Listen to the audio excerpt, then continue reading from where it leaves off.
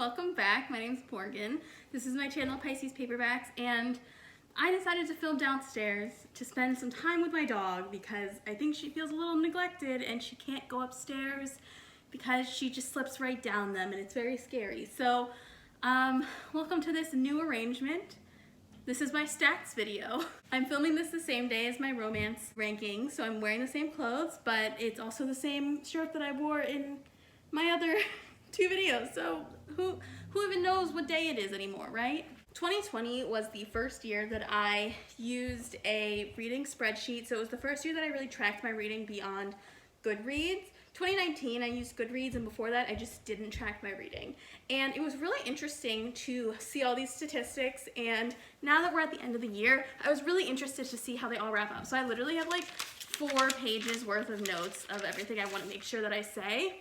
And yeah, it's just gonna be really exciting because I love charts, even though I'm not like a math-minded person, but like obviously charts are a more visual representation of numbers, and I just think they're so interesting. So here we are. Elsa, stop chewing that.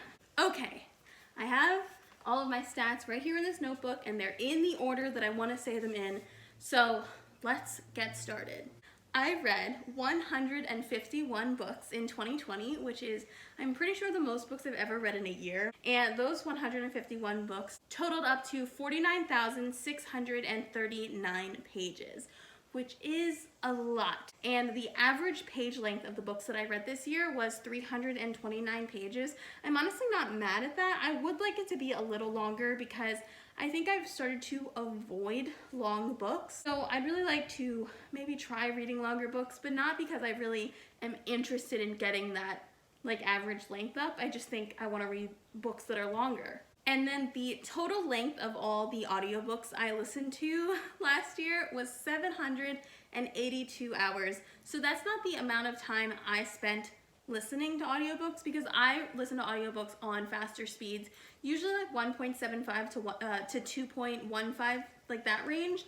And so this is not like the amount of time I spent listening, it's the total length of all of the audiobooks that I read like on one-time speed. So like if an audiobook is 12 hours long, I would write 12 hours, even if I listened to it on double speed and it only took me 6 hours. Does that make any sense? Now for our first chart, the genre breakdown. The highest read genre I had this year was romance. And in my romance ranking video, I said I read 42 romances. And while that's still true, I have romance as having been read 45 books, and that's because of books like Twilight, or not Twilight, Midnight Sun, which I put as a romance because I'm pretty sure it technically is, but I also wouldn't consider it a romance in the same kind of way that I would consider adult romances to be romances. So if there was a YA romance that I read this year, I did not include it in my romance ranking. So romance, I read 45, then fantasy, 30 books, nonfiction, 20 books, contemporary, 14 books, horror, 12 books, mystery, 4 books, sci-fi, 3 books, magical realism, 2 books, dystopian, 2 books, classics, 2 books, and then 1 graphic novel. I'm honestly shocked that nonfiction is so high, so I'm really proud of that one.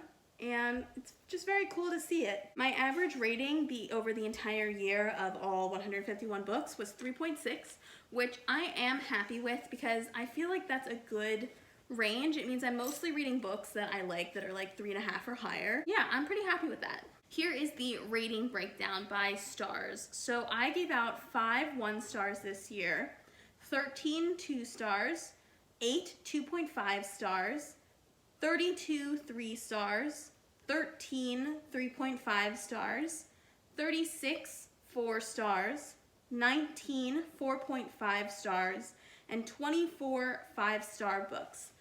You'll notice I have no 1.5 stars. When I was going through and doing my worst books of the year video, I was looking at the books and I bumped a lot of 1.5 star books down to 1 star, or I bumped the few that I had down to 1 star because, like, upon retrospect, I disliked them even more. There's also a slightly low number of 3.5 books, and that's because a lot of the books I rate 3.5, I put that as a placeholder because I'm not sure if it's a 3 or a 4, and then I go back and I adjust it to whether or not I think it's a 3 or a 4. And so that's something that I do fairly often. Here is a bar chart of the rankings or the ratings I gave out this year. I think this is a cool way to look at it because it kind of shows you the bell curve that I'm working with here. And honestly, I'm pretty happy with this bell curve.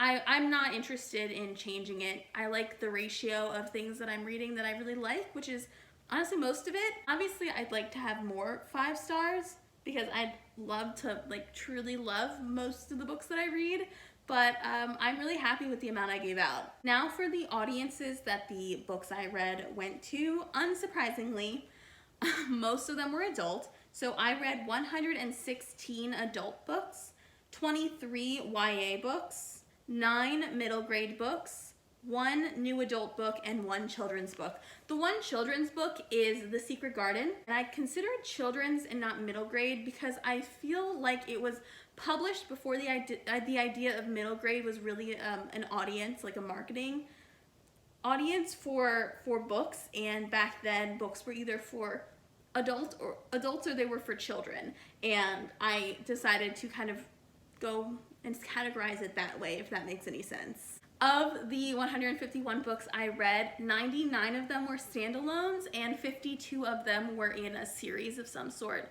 Either a series where it's one storyline kind of carried through all of the books, or like romance series where they are technically able to stand on their own, but still kind of part of a companion series. As for how I was reading these books, I listened to 81 audiobooks last year. Thank you, Libby. And read 41 physical books. I'm really happy with that. I'd like to read more, but that's honestly more than I expected, so I'm good with that. And then 29 ebooks, which I only got my Kindle in October, so I read 29 ebooks, most of them in the last 3 months of the year, so happy with that as well. Now into the author data that I have. I read 151 books from 123 authors, which means that there were 16 repeat authors that I read multiple books from and 107 one-offs. I'm counting people or authors with pen names as one author if I know that they're like the same person. So for example, I read multiple books from both Jane Ann Krentz and Amanda Quick this year, but I know that Jane Ann Krentz and Amanda Quick are the same person, and Amanda Quick is a pen name. Similarly, I read 2 Victoria Schwab books this year and 1 V.E. Schwab book this year, so I'm counting them as one author. Here are the 9 authors that I read more than 2 books from this year, and that is Amanda Quick and Jane Ann Krentz. I read 5 books combined between those 2 pen names. I read 4 Rebecca Weatherspoon books, 3 Alyssa Cole books, 3 Beverly Jenkins books, 3 J.R. Ward books. These are all 3 from the Black Dagger Brotherhood series. 3 J.R.R. Tolkien books. This is obviously The Lord of the Rings. 3 Katie Roberts books. This is the Thelanian Dynasty trilogy, which is a smutty polyamorous throuple trilogy that I enjoyed. 3 Megan March books, and that is the Mount trilogy, which is about a mob boss. I really liked that one. And then 3 Victoria Schwab books, which were City of Ghosts, Tunnel of Bones, and The Invisible Life of Addie LaRue. 57 books I read last year were in some way own voices, and 94 were not. As for the gender breakdown of the authors that I read 94 women authors, 21 men, 6 non-binary authors, and 1 unknown. The unknown is a smutty novella I read, and the author's name is Mink, all caps, just Mink. Don't know, have no idea who they are. It's like anonymous, so I just wrote unknown. Next, I'd like to talk about the race breakdown of the authors that I read this year. I didn't purposely set out to track this statistic. It was just something that was already on the spreadsheet, and I was like, if it's there, I might as well enter it. And I'm glad I did, because when I started really paying attention, I realized, like I've said in other videos, I was reading like 80% white authors, and that's not really what I want. I want my reading to reflect the world around me, like realistically, and that is not realistic, and it's not what I want to do. That's not like what I want to support. I want to support reading more diversely.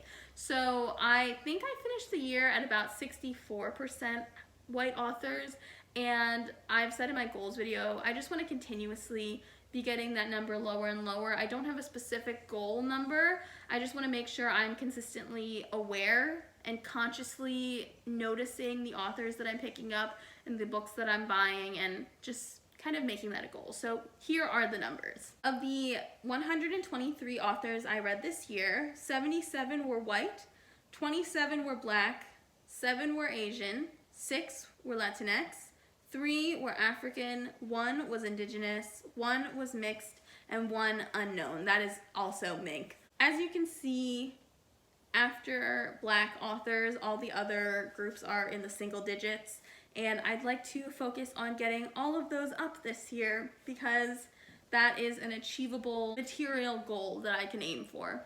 And now I have monthly statistics if you're still interested. In January, my average rating was 3.9, so good month.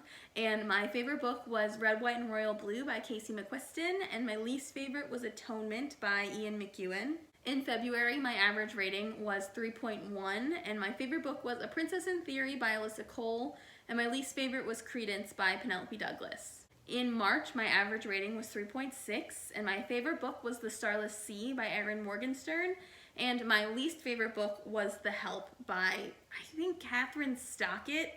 I really don't remember, and I'm not going to look it up. You'll just see it on the picture. In April, my average rating was 3.4, and my favorite book was Return of the King by J.R.R. Tolkien, and my least favorite book was Dark Prince by Christine Feehan.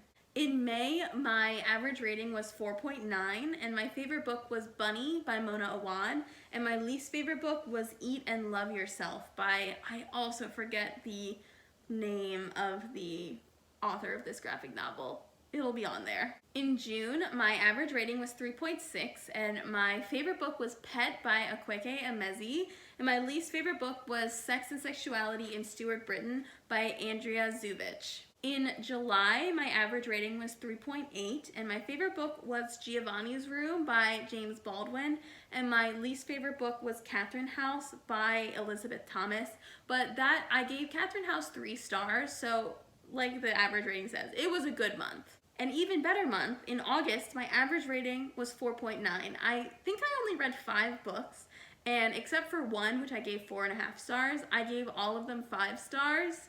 So this was a really good month, and my favorite books were Midnight Sun by Stephanie Meyer, but that's Midnight Sun. So my favorite book was In the Dream House by Carmen Maria Machado, and this doesn't even count. My least favorite was Between the World and Me by Ta-Nehisi Coates. This was one of my favorite books of my top 25. So this is not a least favorite. It was just my least favorite in a really, really good month. So yeah. In September, my average rating was 3.6, and my favorite book was Little Weirds by Jenny Slate, and my least favorite book was 50 Words for Rain by Asha Lemme. In October, my average rating was 3.6, and my favorite book was Cemetery Boys by Aidan Thomas, and my least favorite book was The Luminous Dead by Caitlin Starling. In November, my average rating was 3.3, and my favorite book was None Shall Sleep by Ellie Marney, and my least favorite book was Sweet Vengeance by Kat Martin. And last but not least, in December, my average rating was 3.6, and my favorite book was Things in Jars by Jess Kidd, while my least favorite book was The Lady in the Mirror by Judith Arnold. And that is it. That's all my statistics for 2020. Let me know what you thought. I feel like you're gonna see all the charts that I made, but this was the most prep work I've done for a video in a very long time. So I hope you enjoyed. Let me know what you thought in the comments, and I will see you guys next time. Bye!